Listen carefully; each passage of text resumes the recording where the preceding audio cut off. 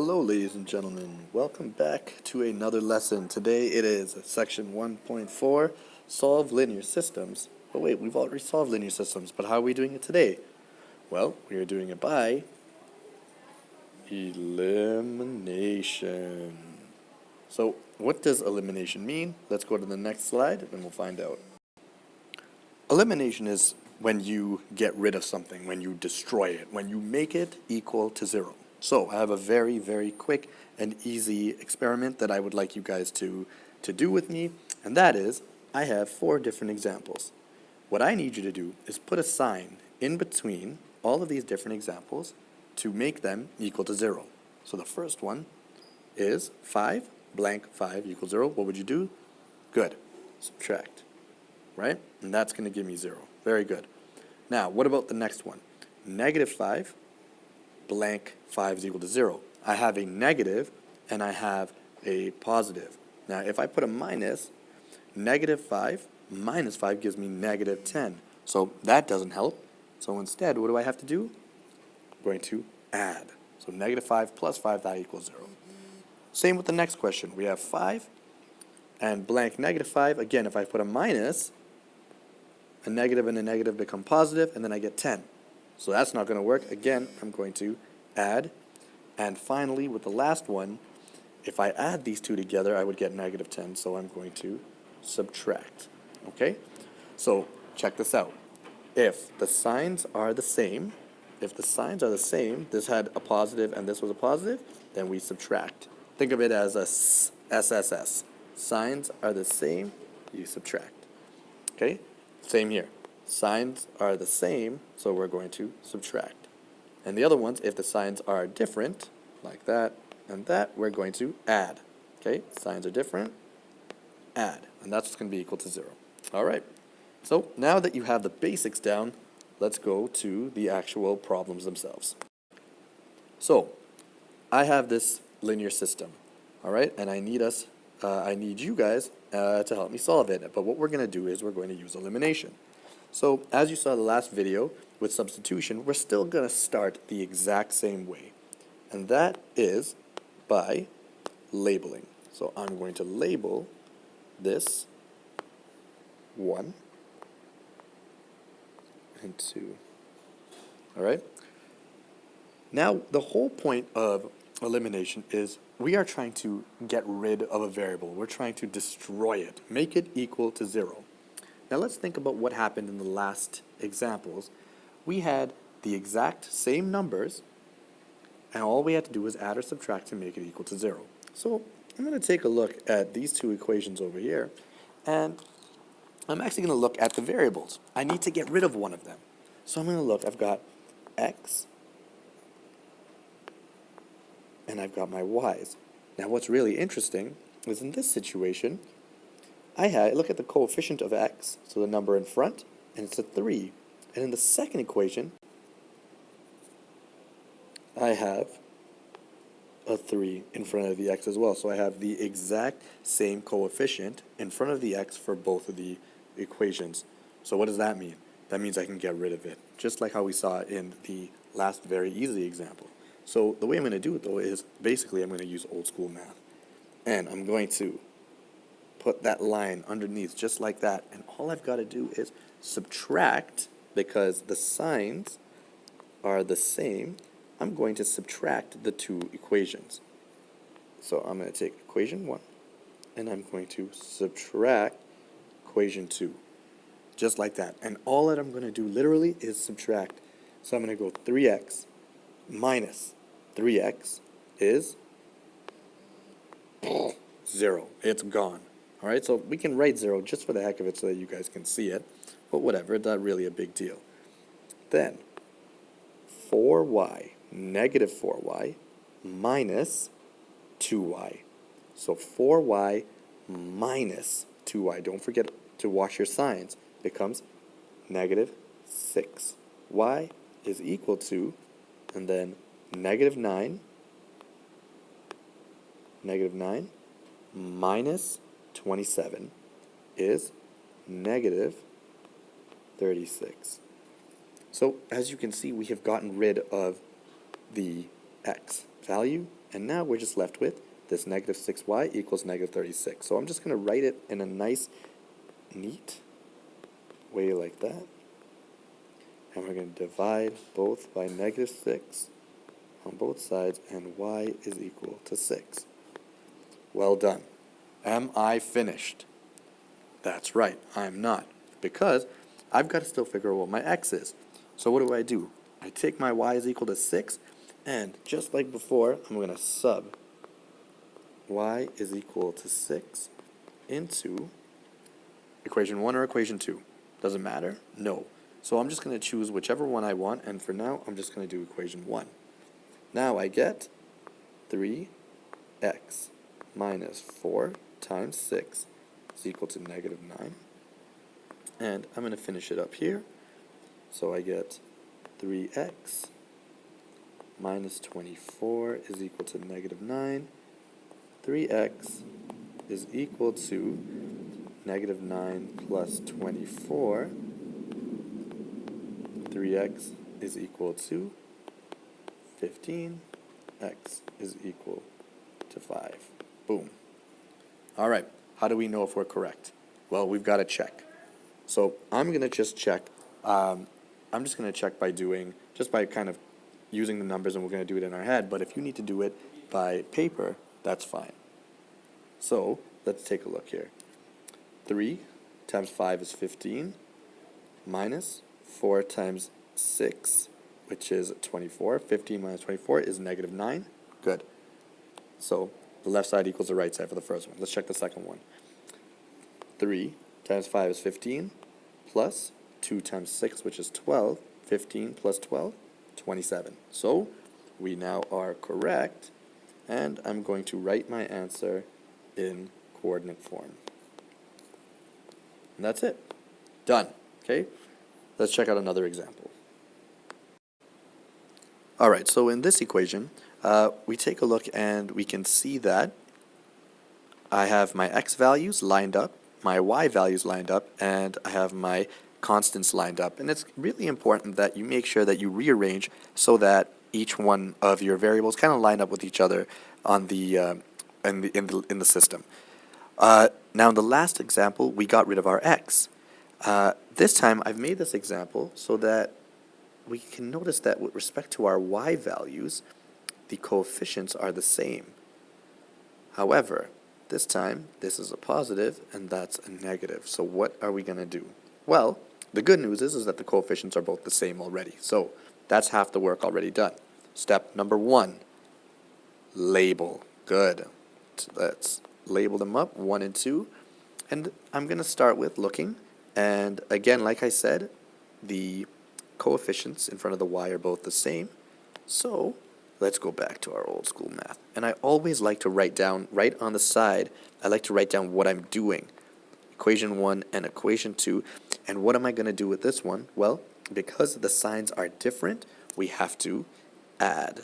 Okay, and make sure that when you are adding, make sure you don't forget about signs.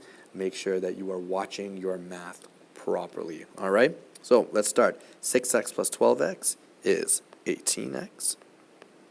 All right, and 3y plus negative 3y is otherwise saying 3y minus 3y, so that's gone. And what are we left with? 24 plus 12 is 36. Okay, 36. All right, so now we've already got rid of the variable. So let's finish it up.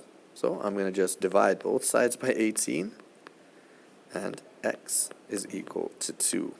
Easy, breezy, beautiful. That's it. All right, x is equal to 2. Are we done? No. Good. Sub x is equal to 2 into, and it doesn't really matter which one you're going to go into.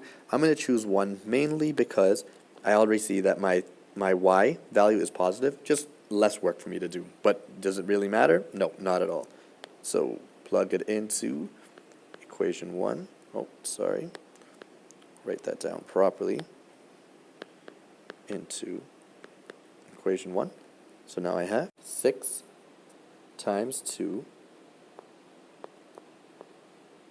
plus 3y is equal to 24. And we'll just solve it up. So 12 plus 3y is equal to 24. 3y is equal to 12. Y is equal to 4. All right, cool. Let's check. 6 times 2, 12, plus 3 times 4, 12. 12 plus 12 is 24. Good. Then we're going to do 12 times 2, 24, minus 3 times 4 is 12. 24 minus 12 is equal to 12. So we're good. And all we got to do now is finish this off by putting it into our coordinate form. And we are done. Good job. On to the next one. Okay, now this equation is a little bit different because you'll start to notice that I have my x's lined up, but let me show you again. I have my x's lined up, but check this out. Now the equal sign is not lined up at the right place because the 3y is on this side of the equation, and in the second equation, the y is on the other side of the equal sign. So this is not the same thing that you've been looking at. So we've got actually a couple of things to do because 1, we have to rearrange, and 2, we're also going to have to make, as soon as we move everything around, you're going to see, we have to make 2 of the coefficients the same. So this is going to be a little bit of a trickier one. So, and it does also take, some, a little bit more organization. So the first things first, I'm going to label them 1 and 2.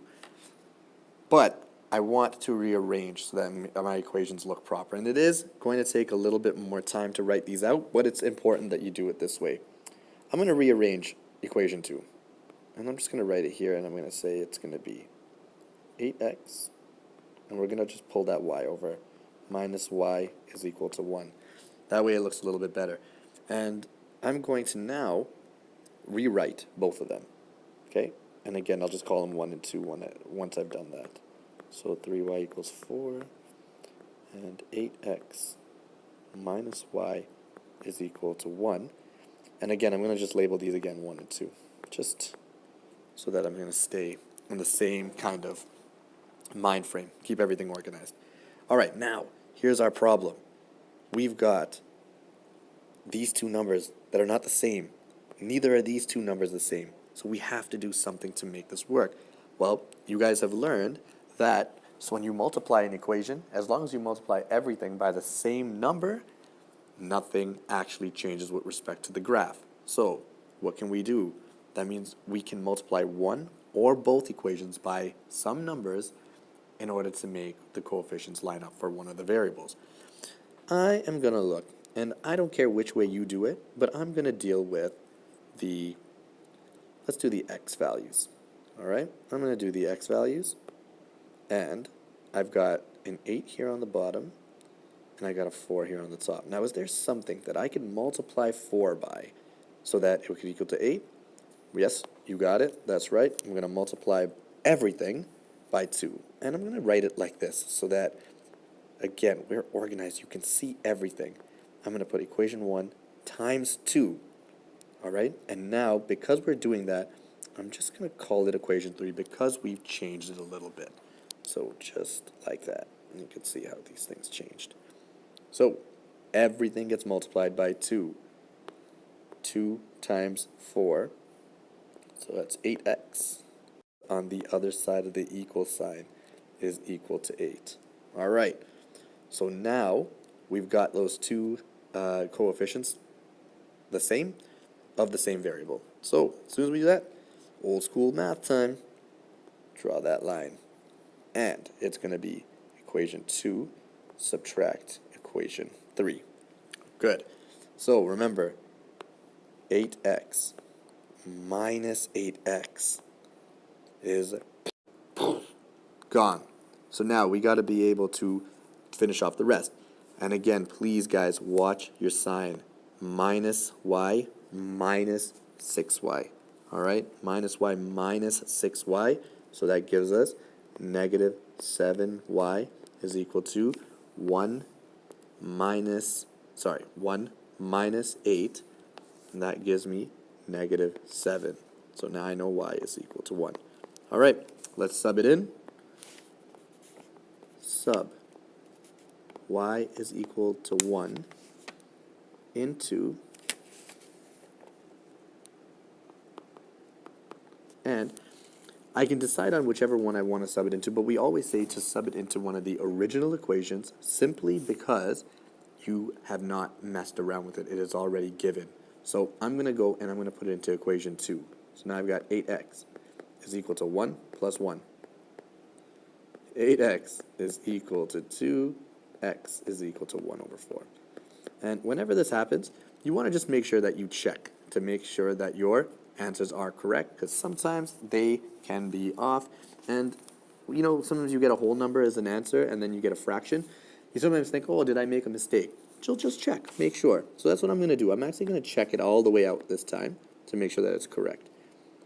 4 times 1 over 4 plus 3 times 1 is equal to 4. Okay, those cancel, that becomes a 1. 1 plus 3 is 4. 4 is equal to 4. Okay, good. Left side equals right side. Done. Let's check the other one.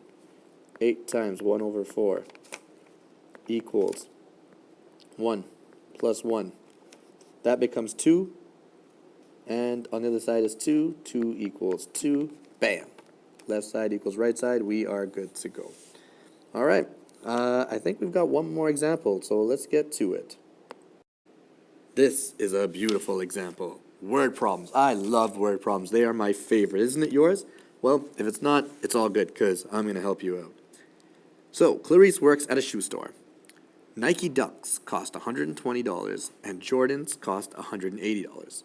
On a particular day, Clarice sold 13 pairs of shoes and made a total of $1,860. So how many of each pair did she sell? Great question. And one of my favorites because, as you guys know, I love shoes. So let's talk about what is the important pieces and what you really need to use in order to find out the answer for this question. First of all, I always look at what the question asks for, because as soon as you know what the question asks for, you have a much better idea of what to use for your variables. Also, we are using linear systems, so obviously you know that we're probably going to be using two equations, and in each equation we're going to have two variables. So what would these variables be? I look at the question and it says, how many of each pair did she sell? So I already know that the two variables, because it's the two things I have to find out, is the number of Dunks and the number of Jordans. So I need us to first identify our variables. Let D represent the number of Dunks sold. Okay? It's very, very important for you to be specific when you are identifying your variables, because this way it will help you so much better. If you just say let D represent Dunks, it doesn't make sense. All right, we're looking for a literacy component here as well to make sure you understand what it is that you're saying. So please let D represent the number of Dunks sold. So then the other one will say let J represent the number of Jordans sold. All right, now we have an idea of what our variables are and we can now solve it. So let's take a look at what we've got, because they are the amount of them sold. So right away, we can look and say, on a particular day, Clarice sold 13 pairs of shoes. She sold 13 pairs, so the amount of shoes that she sold were 13. So that's very simple. The amount of Dunks plus the amount of Jordans sold is equal to 13. That is a very easy equation. Now, the next one is, it tells us that she made a total of 1860, so 1,860. Well, in order for you to do that, if I have the amount of Dunks and I multiply it by their price, and then I have the amount of Jordans and I multiply them by their price, they should equal to the total amount, which is 1,860. So that's exactly what I'm going to write for the next equation. We've got 120D plus 180J is equal to 1,860. All right, and now I just got to do my work, and I find out what D and J are. So, first things first, I'm the realist. No, I'm just kidding. First things first, label them 1 and 2, and I'm going to let you guys do the work, and then just pause it here, finish up the work, and then hit play, and then you'll see what the answer is at the very, very end. So you can see the work that's finished. So what I just basically did was I took equation 1 and I multiplied it by 120 so that the coefficient in front of D would line up. And then I subtracted 2 from 3. I ended up getting 60J is equal to 300, divided both sides by 60J is equal to 5. Then I sub J is equal to 5 into equation 1 just because that was the easiest one, right? I don't really have to do much work. Subbed it in, I solved, and then I just checked. 5 plus 8, that's 13. Good. Then 120 times 5 plus 120 times 8 plus 180 times 5 was going to equal to 1,860. It worked out. So then I finished with my concluding sentence. Therefore, Clarice sold 8 pairs of Dunks and 5 pairs of Jordans. I will be looking for you being specific when you write down your concluding sentence as well. Include units, whatever they may be, and just make sure that it is very specific. All right, guys, so that's it. Check the questions that were left for you on Edmodo to solidify your skills. Take care and have a good one.